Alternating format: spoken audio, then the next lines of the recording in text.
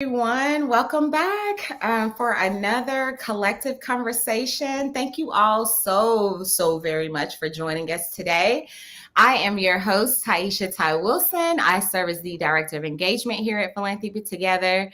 And yeah, happy Women's History Month. And so we're going to end this bad baby with a good bang today, talking about something that I'm super passionate about, as well as our guest speakers today, which is about women funding change, local change. And I am just eager to jump into today's conversation.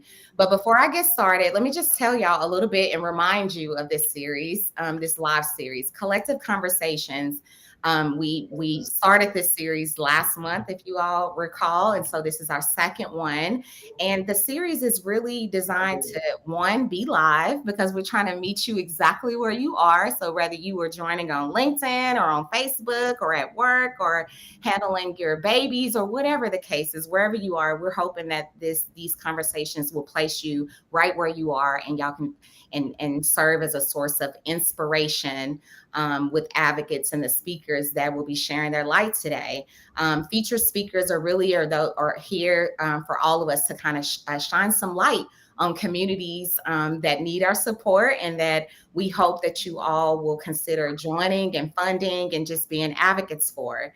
And so my heart to know me is to know that I'm passionate about people and purpose and women and girls and all that good jam. And so I'm hoping that this space is also will allow us to celebrate, right? Sandy, Emily, for us to celebrate and connect and really share some of the things that we are all doing, and to pull it out. Like, so we're not working in silos. We can pull out some of this joy so we all can continue to learn and thrive and grow together. And so with that, the theme this month around women and funding local change is so timely right now, because as we know that for even with giving circles, with our work with giving circles, it's led by women. 70% of most giving circles are led by women, and there are some disparities which we're going to get into. There's some inequities, not disparities, inequities in funding as it relates to women and girls, and so we want to shine that light, but we also want to talk about it, but provide solutions about it, and because that's what we're here for. And so again, thank you all for joining me. I am so delighted to see you again, Sandy. We were just in Chicago this week together in person. So joining me today is Sandy Cook. She's with Philanos, as well as Emily Schneiler, and she is Emily. Where are you based in? I'm in Nashville. Nashville. That's on my hit list. That's on one of our hit lists to host a circle up. And she's based in Nashville. And Emily is with 100 Who Care Alliance. Both of these women are leaders that are growing the movement to support and to bring in more funding to support women and girls causes, especially locally. And so, ladies, I'm gonna turn it over to you to, self-introduce yourself before we jump into the goodness, the questions, and all the things. So, Sandy, why don't you go first? Okay. Hi, I'm so thrilled to be here. And yes, returning from the Women's Philanthropy Institute conference this week, I'm just filled with, greater both understanding and motivation for the work that we do. I have been involved in women's collective giving. I'm going to give my age away, probably since in the form we know it, since the beginning in 2008.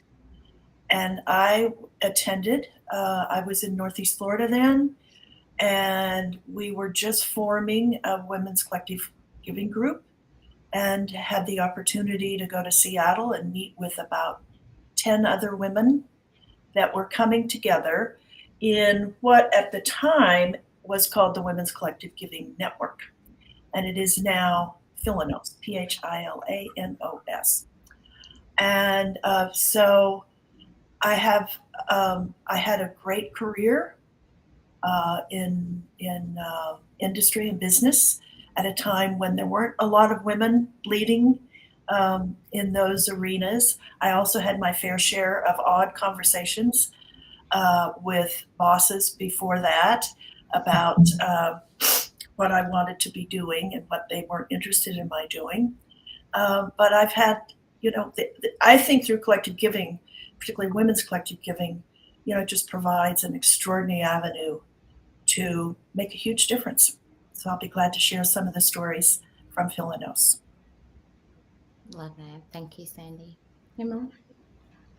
So I'm Emily Schneller and based in Nashville, Tennessee. My day job is commercial real estate, particularly retail.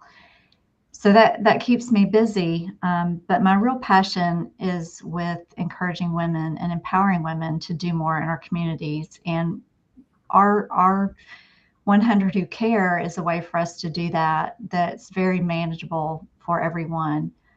We started our first circle in Nashville in 2013 and realized we were part of a bigger group. And so over the years, the alliance has grown, and really excited to share where we came from and where we're headed as we go through this conversation today.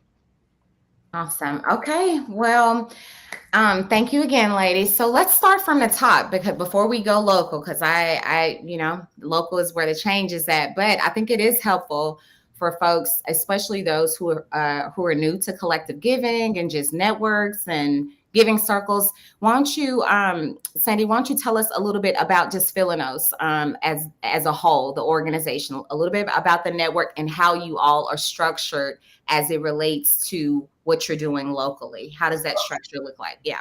We are a national, quasi-international. We have 2 affiliates outside the U.S. But essentially the way in which we operate is affiliate women's collective giving groups of all sizes are more than welcome to join and participate. We are essentially all volunteer run. We have a part-time staff person.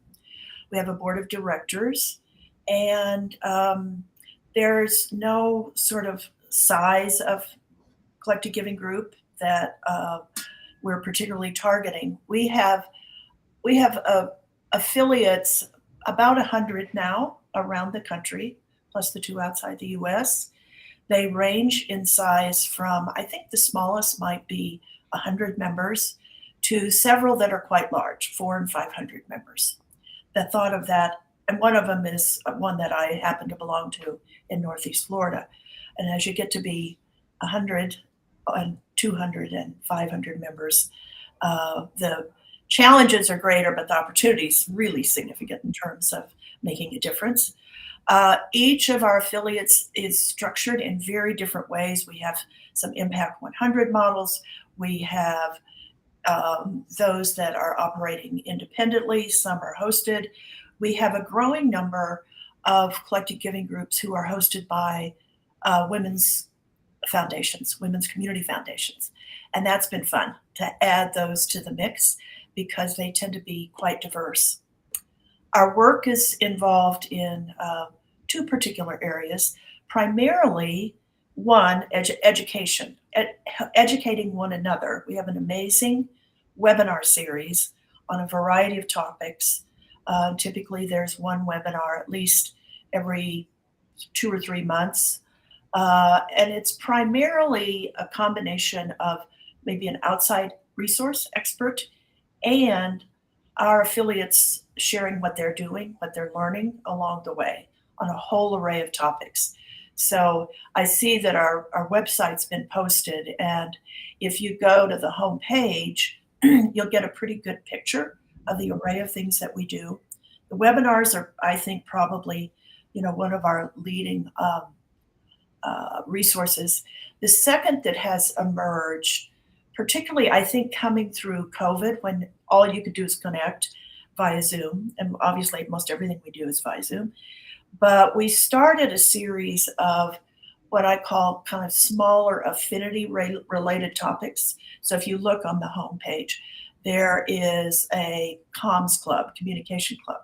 And so those are individuals who have communication responsibility in their affiliates to come together every couple of months, talk about what they're doing, solve problems together. We have a new one on tech that is absolutely a knockout. And so as you get bigger as an organization, you need technology to support you. We have affinity groups on DEI, and they're sort of emerging based on what our affiliates are really wrestling with. So we're a lot about education and connecting the work of our affiliates to learn. Thanks for sharing that, Sandy. Emily, why don't you share a little bit more about 100 Who Care? We're the polar opposite. We are we're all volunteers. We are loosely structured with our alliance, but we started, our very first circle started in 2006 in Jackson, Michigan, which was right before the recession started of 08. And Michigan got hit a little harder, a little sooner than the rest of the world. And our original founder, Karen Dunnigan, saw a need for baby beds for low-income mothers, that, you know, these babies were sleeping in dresser drawers and laundry baskets and whatever they could find to, and she just wanted to make a change. And so we can do better as a community. So she called about 100 of her closest friends and community partners. And in 1 hour, they raised over $12,000 to provide baby beds. So we were truly birthed from a need for baby beds. Wow. And through word of mouth, and then with the Alliance, now we do have a website for the Alliance. You know, we've grown to, I just got statistics yesterday, to over 750 circles in 10 countries. It's amazing to see, because we're very simple in what we do, and we really thrive on the keep it simple, stupid model of let's not overcomplicate this, because there's a number of people that want to give back in their communities and make a difference. And we want everyone to realize how simple it is. So, you know, we meet in our different circles for 1 hour, once a quarter. Some circles may have 50 women, some may have 200 women. But when you combine and you see the collective impact of all these individual women working together, and a lot of what we do, because we do have some men's circles and others, but primarily it's women. But when you see the impact we can make on these communities and the small nonprofits that don't always get funding, and a lot of our charities that we give to are based on women and children, education, the arts. It's one, we learn about nonprofits that we didn't know about and how to make a difference for them, but seeing that we can give, and we're not grant based like a lot of the nonprofit structures. You know, they do these grant applications, and I'm on some other boards where I don't even understand the grant process myself. And a lot of people now are paying people to do their grant applications, but we simply show up, and a lot of our circles try to surprise women and groups that we're giving to. So we try to infiltrate into the organization to show up and present them with, you know, $10,000 to $15,000. And they call it manna from heaven, because there's no strings attached. So if they need to fix the plumbing or a sink, it's a gift. It is, you do your organization, you do what's best for you, so that you can keep providing services to the women and children and different organizations in our community. So it's been pretty amazing. I want to say something about that comment, because what's interesting is one of the biggest movements right now in philanthropy is just trust-based. That's right. Just what you described is sort of trust-based in a nutshell, is identifying an organization that's trying to work in community and not making it too complicated for them to get the resources they need. Mm-hmm. Sandy, thank you for even pulling that out, because as we talk about, because now I want to quickly get into some data, because that really sets the framing as to why we are using principles and practices like trust-based philanthropy to reduce down barriers that we know exist that limits organizations from getting funding, especially organizations that serve women and girls. And so, Sandy, I shared with the audience that I was just with Sandy at the Women's Philanthropy Institute, and I lift them up because they do a women and girls index report, which basically it provides the only systemically generated and comprehensive data on charitable gifts dedicated to women and girls. And so I would strongly encourage you all to check that index out, because it's telling.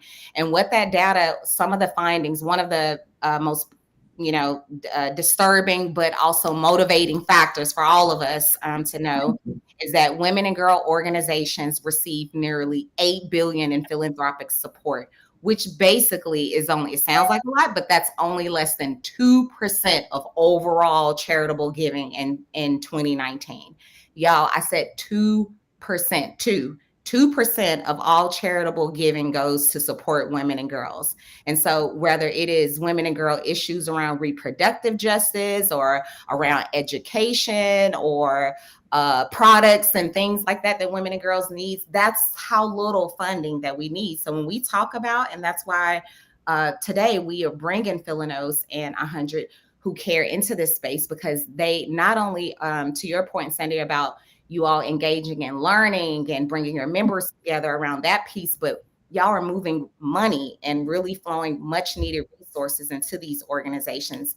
And I'd love for you all to unpack that a little bit about the money that you all are moving within Philanos and within your individual networks, whether it is from high level organizationally, or Emily, if you want to share just like even locally at your Nashville chapter, how you all are bridging that gap and increasing, helping to increase that number of that 2% to get more funding to women and girls. I'm happy to go a little bit further into that. Our funding is individual donors primarily. So when we started in 2013 with the first Middle Tennessee Circle, we had about 23 women and gave $3,000 to a local inner city mission organization, because they needed a bus to be repaired to go into the inner city to the, some of the worst neighborhoods in the city and provide clothing and food and things to the children, in particular in these neighborhoods. And from there, we've grown. We're about to celebrate our 10-year anniversary in August, but we had a spinoff, and now we have 6 circles in the greater Nashville area. Look, technology. But 6 circles now. So if you take that, if we give $10,000 to $15,000 a quarter per circle, so instead of just having our little group, and you multiply that by 6, and I can't do math in my head, so, but $60,000 to $75,000 a quarter that we're giving to local nonprofits within the Middle Tennessee community, and you think about, that's just individual women giving $100 a piece. It's very affordable, and a lot of people think with charitable giving that maybe it doesn't matter. And I think what's really important is when you see organizations like Philanos and 100 Who Care, that when you're bringing these people together who are like-minded, who want to give back in their communities and make a difference, particularly for women and girls and children, that collective giving that we do is very impactful. So it may be $100 a person, but when you combine that and you see the outreach, and we always have nonprofits come back and speak to us about how they've used funding. I mean, we're so simplistic. When we have a quarterly meeting, we literally draw 3 nonprofits that our members have nominated out of a hat, and we hear a 5-minute spiel on them, and we vote. And whoever gets the majority vote gets our donations for that quarter. And then they're taken out of the hat for the next 2 years. But what we do learn is we learn about 3 nonprofits during each meeting, some of which we've never heard of before. So we're also spreading the message of these nonprofits and letting people know how to get involved and what the needs are. Because I think, and I'm not sure how every community is, but in Nashville in particular, we have over 2,000 nonprofits. It's unbelievable. So you can't help them all, but if you can go be impactful for some of these, and especially the smaller nonprofits that operate on a fairly small budget, when you walk in there and hand them $10,000 or $15,000, that's impactful. And that's what we want people to know, is that you you can do a little bit, and it goes a long way when you're with the right group of people that want to help. A little bit goes a long way. Come on, Emily. That's exactly what we've been saying in this movement, y'all, that we are Yes. stronger together, right? That's the whole piece of like our Mhm. individual impact. It is magnified times. You did the math, actually, and that really that helps all of us, especially the organizations, like you said, the smaller ones, where that grant really goes a long way. So thank you for that. Sandy, what about you? You want to share? Well, you know, Philanos is diverse in it. I think overall in the size of our organizations, but we do have a pretty strong number of larger affiliates with anywhere from 200 to 500 members, which is the 500 end is, I happen to belong one in Florida. And, you know, you think, well, how do you even manage that? Fortunately, a lot of the larger ones may have some staff, a part of a staff, or they're hosted by a community foundation. But I think what's happening, what we see happening is for the larger groups, there's just this opportunity to make some changes over time, because many of the larger ones have been around for, like the one that I'm part of in Northeast Florida, we celebrated our 20th anniversary. But we've always been fairly large. I mean, it started out pretty big. Greenville, South Carolina's got another 400, 500, and so forth. So it varies. But I think the big things that are happening now, one is obviously there are more resources to distribute through grants. I think that there's a tendency, a lot of the organizations tend to might pick a focus area or two for a grant cycle. So we're going to look at everybody, the nonprofits who submit proposals around a given issue. It might be health or environment or whatever it might be. So the other big piece about most of the collective giving groups in Philanos is they have a pretty extensive education initiative about community. And I think a lot of it's because, Emily, what you said, there are so many needs and issues in the community. There are so many nonprofits. And so part of our focus is twofold. One is not, in addition to the grant making we do, and learning about community to influence your own philanthropy. It's where do you want to go? And it's influenced my philanthropy significantly over these 20-some years.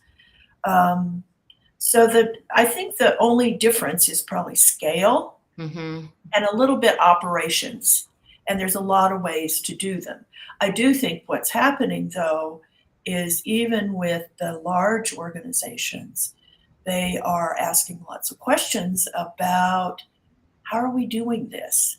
Are we focused too much on the somewhat larger nonprofits in the community and beginning initiatives around a big focus on small nonprofits for exactly the reasons that you raised, Emily, is that they tend to get lost in the shuffle, right?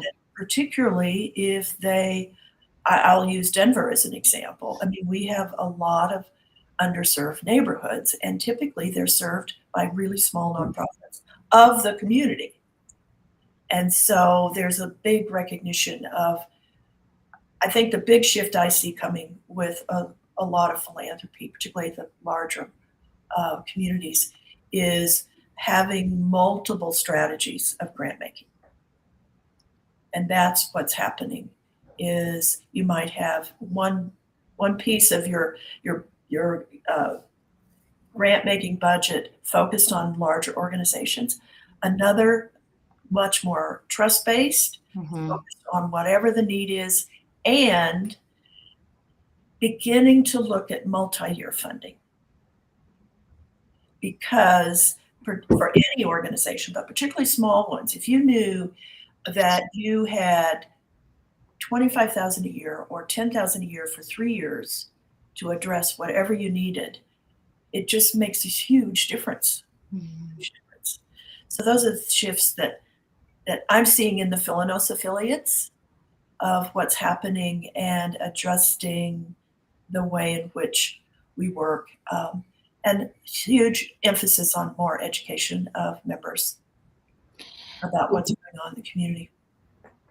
Oh, that's so good because we talk so much about like in like even with my giving circle and just for those or just that are working in philanthropy, we talk so much about the 5 T's, right? Your time, talent, treasure, ties, your testimony. And so it doesn't, but I think that the beauty of collective giving is that it never stops just at the treasure piece. To both of your points, just that learning, that advocacy piece is a huge part of our work. And so I'm sitting here, I'm thinking about, yes, the amount of, because y'all have these affiliates that has a lot of these members. And so y'all are engaging a lot of people, and all of them, both of your networks are volunteer based. And so these are folks that are showing up willingly. They are not getting paid to show up, but we count that towards their, we count that towards this good movement, their actions, their time, right? Their volunteer hours. And a lot of women, we don't. We just do it because we do it. We're just like, it has to be done. And so I want to pull out like that beyond the dollar work that exists, that happens within the networks and within your collective giving groups, because it all counts towards this work of what we're doing to support women and girls. And so what are y'all saying with your affiliates for that beyond the dollar piece? We know that they're giving their time. We know they're moving money with their treasure, but anything else beyond the dollar that is really that y'all want to pull out and share out, that your affiliates draw attention to, and so that to inspire others to do the same? Well, I see a big, particularly finally coming out of COVID. I mean, during COVID, people did whatever they could do, and it was mostly through funding. But since then, I mean, there's always been an interest in volunteering and supporting through your time. But recently, particularly the last, I'd say 9 months, even talking to Philanos affiliates, they have really ramped up their volunteer initiatives with their grantees. Okay. And there's been great passion and interest in doing that in a more kind of organized way than in the past. So that's been exciting. And it's really interesting. We're getting ready for a Philanos conference next November, and we're going to have a whole section on the different strategies everybody's using to engage members in volunteer experience, whatever it might look like, and how you organize that and get it moving. And of course, our grantees love it, as long as they don't go crazy with all these people that are trying to help. No, you control it, have a plan. Totally could see that happening. Listen, like I know even for our giving circle and what I've seen with a lot of giving circles, it's like, not only, again, we're flowing the funds and the grants to these organizations, but they're our friends that we want them to win. And so we are always constantly thinking about their well-being, even beyond just their budgets. We're thinking about the leaderships, what other support, how can we wrap our arms and our hearts and our resources around, especially women-led nonprofits, smaller grassroots nonprofits who really need the support. So I love that. Emily, you had something to add? Well, I think the other thing I would add is that I think there's an awareness, and as you learn about nonprofits and what they do, and even why they're as necessary as they are, I've seen some in our organization really dig in and say, why is there a need for this? Like the diapers, right. If you're a low income mother and you don't have enough diapers to send your kids to daycare that it covers them all day, they can't go to daycare. So then people can't go to work. And so you're looking at how do we go beyond just helping this organization get diapers? How do we go a step further into the root of the problem of, why are diapers and feminine products, just to be blunt, taxed as a luxury tax item. I'm like, Can you ask that one more time on record? yeah. Feminine products and diapers are taxed as a luxury tax. It's A lot of people don't know that, Emily. no, it's crazy. Exactly. It was just changed in the state of Colorado. Okay. It wasn't changed here in Tennessee yet, but I do know that. So So that's, I mean, it is nuts. There's a lot of that, I think. but that's the education and awareness part Right. that you don't know until you start working with these nonprofits and learning, whether it's through volunteering or you're just trying to educate yourself and dig in a little deeper. And it's so important to share their messages and what we learn from working with them, whether giving or volunteering. You said something right here, and that actually is a perfect segue to what I wanted to talk about next. Because I think, us as funders, we're here, we're present. And then once we give those grants and such, a piece of our work is kind of getting out the way. Yes, still supporting in the beyond the dollar piece, but it really is to increase the visibility and the awareness of our grantee partners. And so I love what you're saying in terms of just other ways and like that we can lift them up and bring their stories to the front, because that's so important, y'all. Because folks will see the checks or they'll see the names or whatnot.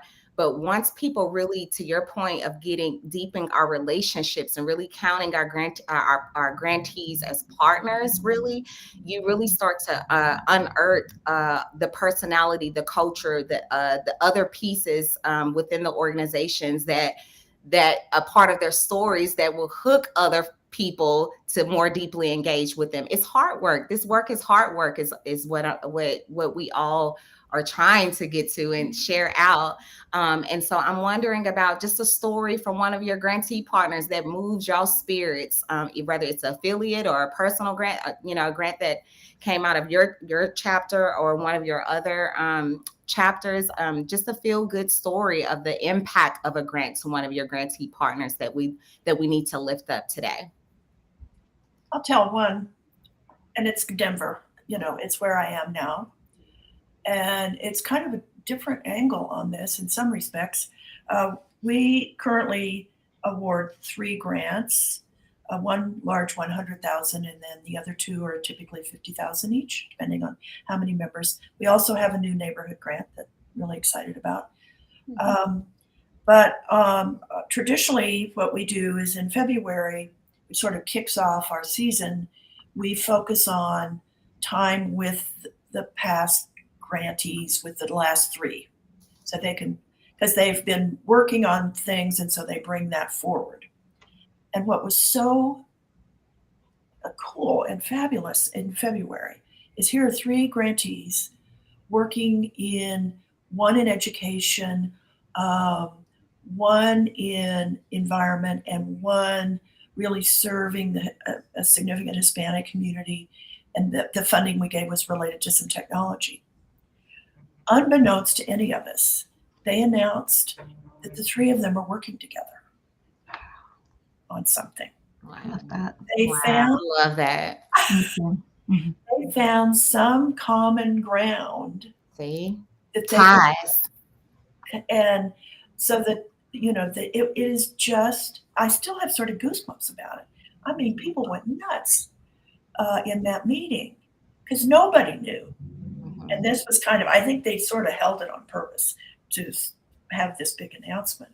But you think about now, how did the people working on environment work with tech and education, and they just found some common need they could help one another. And I think that's, if you can do that, I think it's huge, just huge. That's fabulous. Good story. And a testament to the power of ties. We Philanthropy Together, we've been doing like circle ups, like in-person circle ups, and really yes, they are social networking events to bring the Giving Circle community together. But we're also hoping that from those experiences that people connections, new extensions will kind of happen naturally as folks just kind of come together and line up some values and priorities and things like that. And so that's a beautiful testimony of ties and the power of those extensions once we just engage deeply with one another. Emily, did you have a impact story? Yeah, there's so many. I know you have so many. I think it's important, again, for these stories. We talk so much about storytelling at the Women's Philanthropy Institute. And, us women love a good story, but it also, our stories, again, it's advocacy. It's advocacy of us lifting up the good work of these organizations. And I'm all for all stories and spaces where we can increase their visibility and awareness of what they're doing. Well, and I mean, storytelling honestly is a way of educating. It's how do you share and let people learn about your organization and understand. And, one that really touched me, it was the first time we ever did a surprise give. And it was also the first time we'd ever actually gotten to the $10,000 mark, where we finally had 100 ladies in our circle.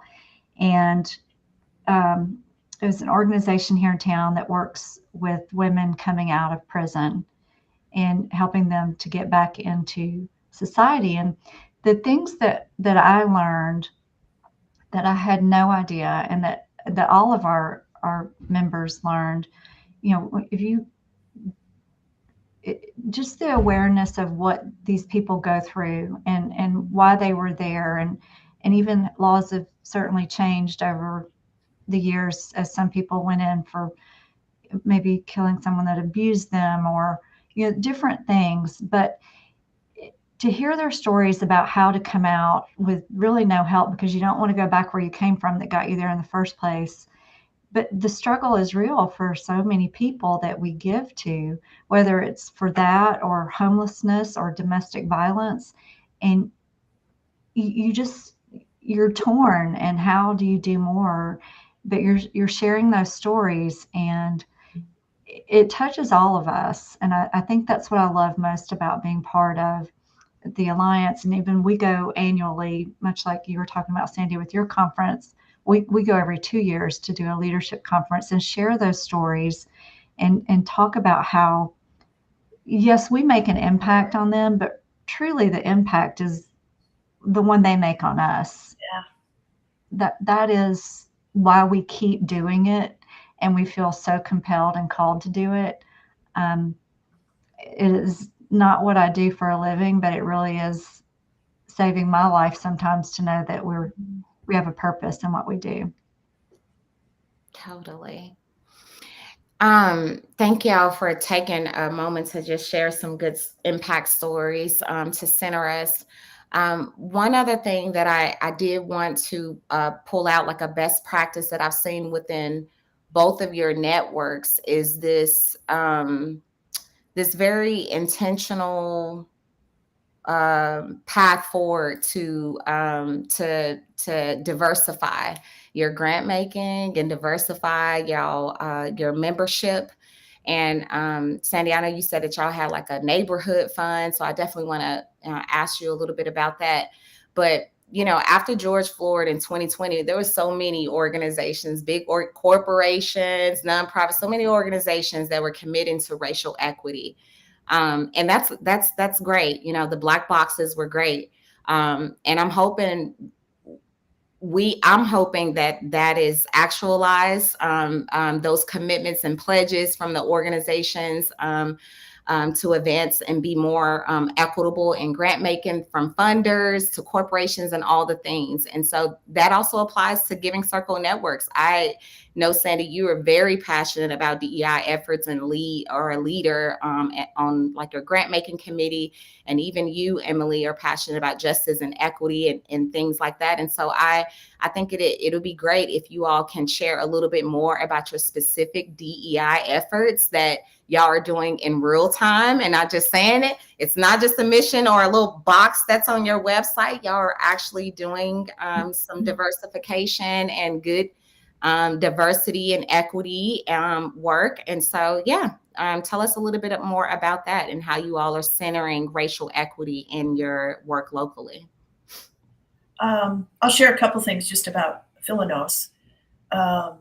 We've been on this journey for a while, and providing 2 or 3 things I think that we know have been helpful for affiliates. As essentially, I don't know of any of our affiliates that are not working on this on some level, is to address this through grant making and through the composition of their memberships. But I think the things that have been really helpful is a lot of learning together. So if you look at, so one of the things that Philanos has is a whole section of our website for our affiliates called DEI in Action. And there you can find case studies, examples of affiliates that have gone through that journey, continuing through the journey, specific things they're doing in changing their grant making and connections in the community and becoming more diverse in their membership. Because many of our affiliates, started out by, a few women, white women getting together and saying, we're going to do this. Mm-hmm. And then that's how it grows. And then all of a sudden you look around and you all look alike. But so that's one of the things that Philanos has been majorly involved in, affinity groups, working together, learning from one another. The couple of stories that I think indicative, and one's out of San Diego, and the San Diego Women's Foundation is pretty big there, and they're an affiliate. And it was the George Floyd situation, and they'd gotten to know the Latina community, local Latina foundation, a women's foundation, and I guess they were just at something, and they started talking, and they said, why don't we just go together on a grant? Because there's work that's got to be done, and we got to do it fast. So literally, they came together and put together a very simple grant process, and they literally knocked on doors of Latino, small Latina-led nonprofits and said, would you like a grant? I'm making it a little simpler than it was, but it was about that simple. They just pounded the pavement, got it out. They didn't have an elaborate grant application process. It was sort of, Emily, like, you are doing work, here's some help. Mm-hmm. And so that's been really, really powerful. And it's one just story that pops into my head right away. But I would venture to say, essentially, 80% of our affiliates are working on both in their grant making, looking at it through the lens of equity, and in the composition of membership, of what does that look like, and the outreach needed. And I think ideally, in an ideal world, I think that we have an opportunity for more working together as funders.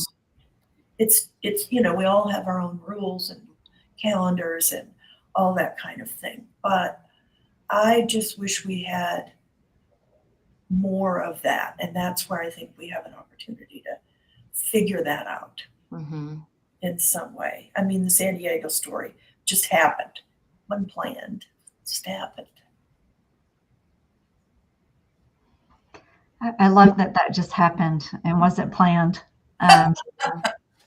But I think, for us, a little bit different because we have so many different circles in small communities. So it is, we don't have a lot of influence over the makeup of some of our circles. In different parts of the country, we have Gay Men for a Cause or Muslim Women Who Care, and they're all part of our bigger umbrella. So I think that we have certainly talked about this and how do we, even not just at the alliance level, but on a local level, how do we diversify our membership? How do we, I think that overall and how we give, we do a great job of trying to be diverse and inclusive in everything that we do. Because so many people find they're just passionate about some of these organizations and wanting to make a difference because of things that have happened in our community. And sorry, we think I had a rough week here in Nashville. So Yes, we have. so there's Totally. when you try to, we don't want to force it. We want it to just happen, but we want to encourage it the right way to happen so that we keep working toward being inclusive of everyone and helping everyone that's in need, because we all have different needs, whether it's mental health, whether it's a lack of education, homelessness, for all the tourism. And we're thankful to have that in Nashville, but it's really made things unaffordable for a lot of people that live here. So how do we, there's so many areas that need to be addressed. And so there's some diversity in that as well that I think each of our individual circles have focused on in their communities, because in Alaska, it's probably different than it is in Nashville. And in LA, it's probably different than it is in Kentucky. I think it's so important when we are talking about as leaders, as representatives of our organizations. It's very important now for us to be very candid and explicit about our racial equity efforts, because at a time right now where folks are looking for their village, they're looking to be in community, and we need more people to be in community, because that only helps our democracy, that only helps us all as advocates in pushing policy and things. The more we get people involved and out in community and serving and learning and all the things. And so for you all to have real and active practices in ways in which you are opening up your spaces and the networks to be more inclusive, to bring more people into the fold is very important. And I hope that more women will come in, because you all are growing clearly. Emily, you talked about how much our members have grown. We want more women into this movement, and that is the only way that we are going to kind of again increase that 2% to have more people in this spaces. And we're wanting that and hoping that folks will be drawn to the fact that we are more equitable funders and have the spirit of collaboration and inclusiveness in the DNA of our networks and organizations. So that's great. Well, ladies, I do want to kind of wrap up and center this our last couple of minutes together, just bringing it home to your own hearts. I'm real big on telling your own why, and we've talked so much about just Philanos and the organizations and what your local chapters are doing. But Emily, you have been a leader in this work for quite some time, and happy anniversary to your organization and for all the work that y'all have done so far. What is the what joy do you find about you personally about being a part of collective giving and being a Giving Circle leader? So there's a couple of things. I learned a long time ago, I've always wanted to give back from the time I was young. And I saw families go through things and I wanted to help. I'm a helper. When I thought about going to work for a nonprofit, I quickly learned that I might be able to do more for them by not working for them.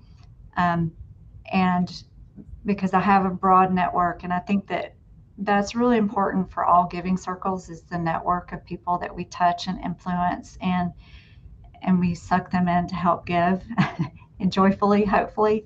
And I think that is the joy, is sharing, exuding our joy and what we do and our passion and giving and making a difference. And I think especially with women, I've been a single mom for 20 years. God blessed me with 2 boys, and I'm not really sure why, but they're great. To teach them to give and make a difference, and to just encourage women to give back in whatever little capacity you can. And you all were talking about all the T's, the time, the talent, the treasures.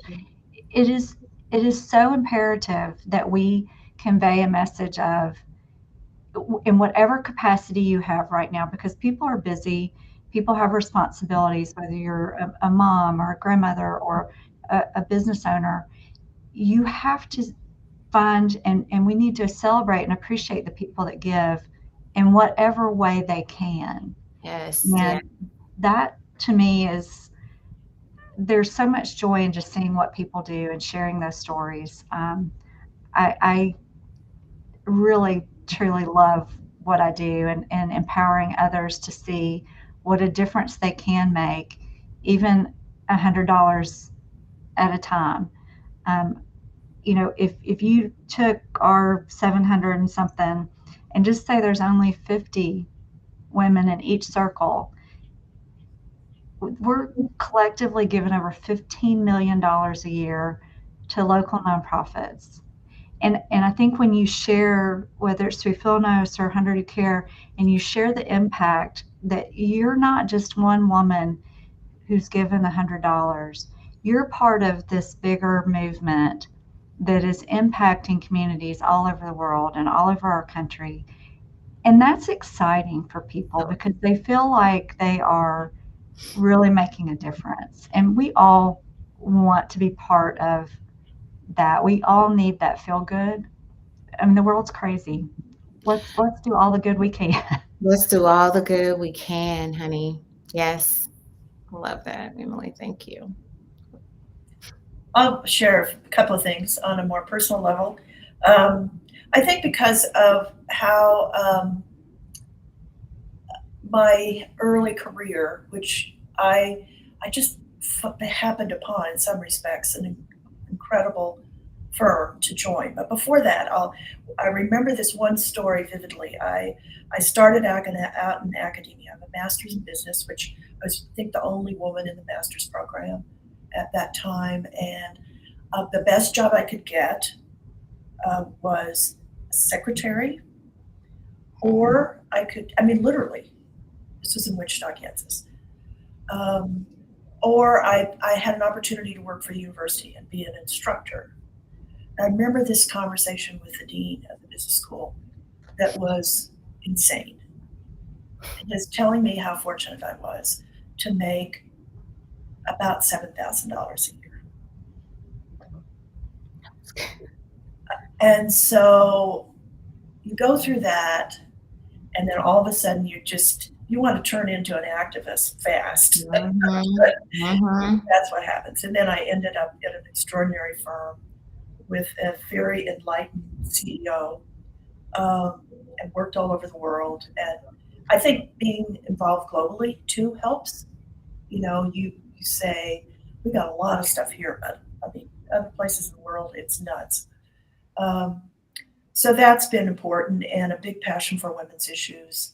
And that's how I ended up in being a founder of the Women's Giving Alliance in Northeast Florida, where we have about 450 members. I'm still, even I'm not there, but I have still pretty involved. And just seeing what needs to be done and can be done, and still frustrated that we're working on the same things. It just, and frankly, it's bigger scale. It's bigger scale and more complicated.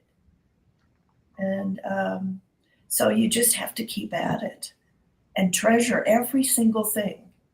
Like those 3 organizations at that meeting saying, we're working together. Wow. And that wouldn't have happened if they hadn't had a grant from Impact Denver. It never would have happened. Right. Well, we know one thing for sure. If women, we deserve more than a month because we lead 12 months out of a year. But as we are really bringing it home and celebrating one another, Women's History Month, I think that I'm thinking about like the call to action one for myself as a leader in collective giving, or just I'm a mother of 5 as well. Like I'm always constantly thinking about different ways and how I can show up for my girls, for myself, and for you all, like just the issues that we all have experienced and dealt with throughout our careers and just in life in general. And so for those out there that are brand, rather regardless of what journey they're on, whether they're brand new to philanthropy or they already have a giving circle, they're a part of a collective, I would like for you two to share one resource and a call to action on what you would like, how folks can get involved to better support women and girls causes, as we really, really, really more intentionally and strategically work to shift more resources and funding to a lot of the issues that work for us. So a resource and a call to action for folks to get involved and continue being advocates for women and girls issues. Well, one resource is sitting right there with Philanthropy Together. Oh, you're talking about us? You're talking about little old me? Yeah. Well, it's really, part of it, the reason it exists is pulling together this disparate groups of organizations and collective giving. And I think, and if you look at the profile of the organizations that are part of Philanthropy Together, they're all shapes, sizes, parts of the world. And if somebody wants, I don't know if anybody's on here who wants to start a giving circle, you've got the best thing in the world. Your startup, the whole startup thing is brilliant. Thank you. And, people should take advantage of that. So in terms of resource, I think that's important. And then through Philanos, our orientation is more toward organizations that have started. They're on their journey. They've organized. We have some that are brand new practically, but so that's the resource, and connect on a whole lot of issues, a lot of education, learning together. And we welcome all who would like to participate. Awesome. And Sandy, should I just go to the Philanos website? Any other place other than that? Go to the website. The homepage, there's lots of buttons to push about ways you can get access to our webinars, even if you're not an affiliate. You don't get every single one. You've got to join at some point. They do take a little bit of money to put together. But it's a good way to get exposure to them. Look at the webinar series and say, I'd like to sign up for this one. And it's a great way to get started. Or just send an email to Philanos. And if you send an email, it probably will come to me. That's where the inquiries come. Awesome. Gosh, there's so many things that you can do and resources. We also have a website, it's the 100 Who Care Alliance, that has a list of all our giving circles. If you just want to join a circle, you can see where one is near you. If there's not one near you and you want to start it, there are a ton of resources there to start one, and we are always happy to help. Anything that is started anywhere near me, I generally try to go meet with their steering team or go to their first meeting to kind of give a little history of the Alliance. And I love to travel, so I'm happy to go anywhere to help start a new giving circle. And I think it's really important, there's a lot of organized groups, and we are loosely organized only because we want to help. So I think get rid of the notion that it takes a lot of money and expertise to start a giving circle. It really costs next to nothing to start giving. You just need a few friends and a motivation to want to make a difference. And it truly can be that simple. So just do it. Go out there and do it. Yes, I love that. And actually, Emily, we're going to wrap up on this quote that I absolutely love from Madam C.J. Walker, who was a Black woman philanthropist. You should know about Madam C.J. Walker. I have her book around here somewhere, The Gospel of Giving. That is my resource plug. Her book inspired my soul so much, just hearing the narrative of like what she was able to do to fund women and girls issues. But Emily, she says, don't sit down and wait for the opportunities to come. Get up and make them. And I think that is the ethos. That's the spirit of every woman that I know, including you two. And so my call to action is for us women continue to do all the things, taking good care of ourselves, because burnout is real, and we also need to just be well and rest as well, because this work is work while we're doing all the things. But to seriously get up and do something about them, and starting a giving circle, joining a giving circle network like Philanos and 100 Who Care Alliance is a very good place to start. And so, Sandy, Emily, I thank y'all so much for your leadership within the organizations, but even just being back. I forgot I was live. I was about to say something. Being phenomenal, good women out here doing good. I admire y'all so much, seriously. And so flowers to you all and all the queens, all the women around the world advocating for our rights. That's serving on the front lines, that's serving behind the scenes, on the sidelines, all the things, y'all. We are in this together, and we're stronger together, ladies. So let's celebrate for this next couple of days, and do all the things and lean into the spirit of collaboration and love to really push us forward and bridge these gaps and bring in more money so that we can all thrive and be well. So thank you all for joining us. I hope you'll join me next month for the next collective conversation. I'm not going to tell you what it is now. You have to come back and follow our pages so you can see it later. But thank you all again. God bless everyone. Again, Sandy, Emily, thank y'all so Good to much. meet you, Emily. Thank you. Nice to see you. You're awesome. Thank you. Thank you.